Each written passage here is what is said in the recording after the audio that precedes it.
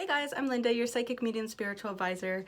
One of the things I want to start doing on this page, which I'm super excited about, is to share what is happening behind the scenes. For some of you have been following me for a long time. I have been doing psychic readings for 24 years. And one of the other things I've been doing for probably about 20 years now is each month a group of about 10 to 15 ladies get together and we talk about life in the other side, and I teach about different topics. And I thought this would be the perfect place to share some of the things that we talk about, because obviously my house is small. I can't have all of you guys all in one place, but that doesn't mean you shouldn't learn along with everyone else. So the day after each meeting, which we have on the first Monday of every month, then I will pop a video on here for you guys to watch and learn about what we talked about, and then you can ask your questions as well. I will say that it's really important that you keep your questions to the topics and you don't ask personal questions. If you have personal questions, those are for reading, so you can book a reading if you have a personal question. But if there's something that I share that you want to know more about, then you can comment below or direct message me and I would be happy to share with you. So each month we have like a little agenda that we do and we talk about different stuff. So last night we talked about life maps, and this is something that I find so many people are interested in, but they kind of don't really understand it. So my spirit guides show me life maps in a different way. So this is what my current, I don't know if you can see that or not, but this is what my current life map looks like. So when you go to any psychic, doesn't matter who they are, how long they've been doing it, they can only see the choices you are making right now. So that's your path that you're taking. Once you change course and you choose a different path, everything's going to change, absolutely everything. And that's what this kind of looks like. This is everything. So in this life map, there is today, and there's only one way to go home. In this one, there are multiple ways, multiple paths, and multiple crisscrosses. And that's what that's about. So it kind of maps out different things that you can look out for. And they have, I'll show you my other one. They have these little dots, those little intersections there.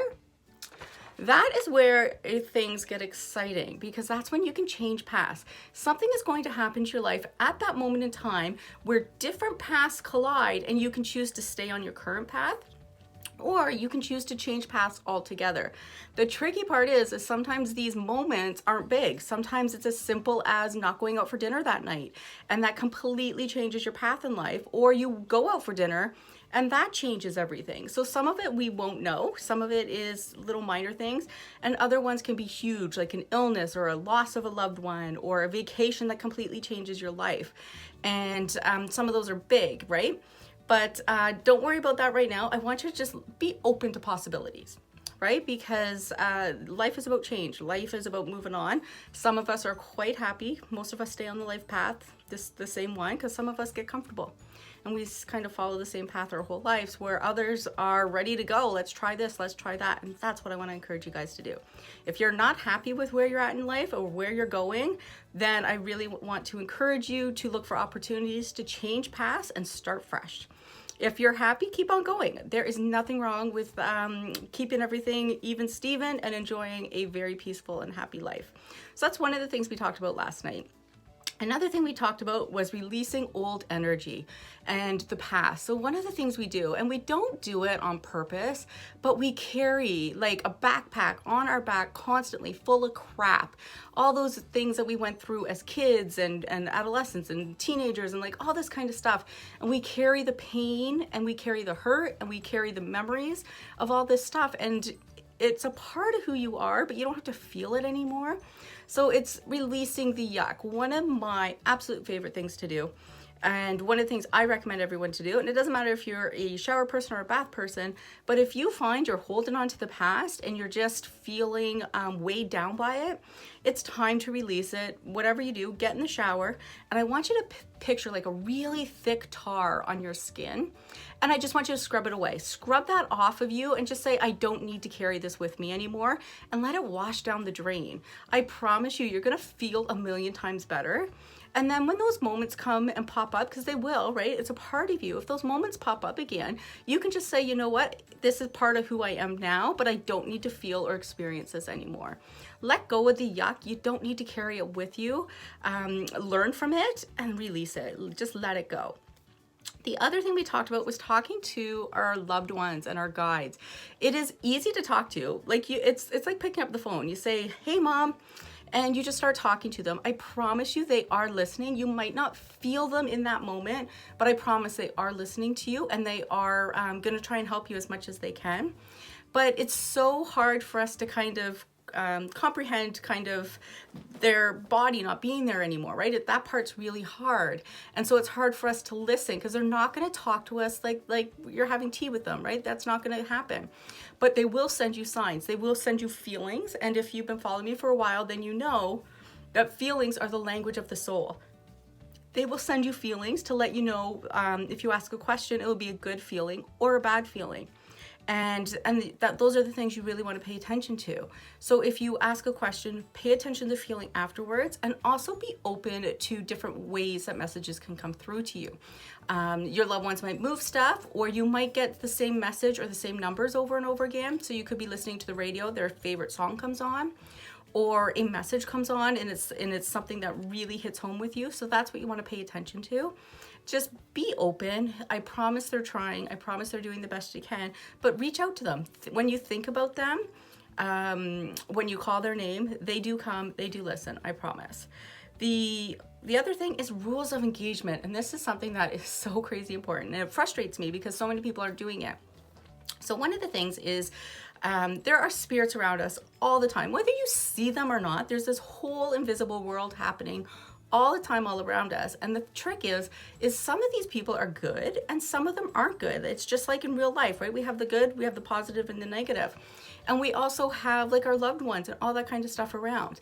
And we have spirits we don't know. So they don't necessarily have to be ghosts. It's a whole world happening. It could have been someone that just is attracted to your light.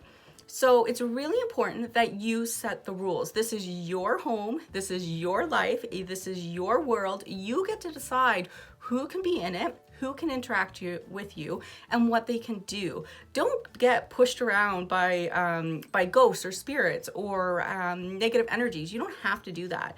I really want to encourage you. I always encourage all my clients and all my friends to say the white light prayer or affirmation, doesn't matter which one. Just say, I'm surrounded by the white light of the Holy Spirit and protected from any and all negativity.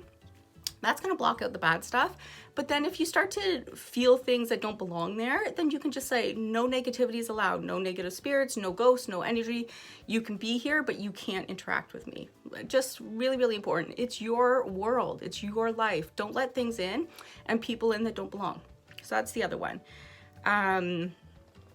Then we had one more, this is something that drives me crazy.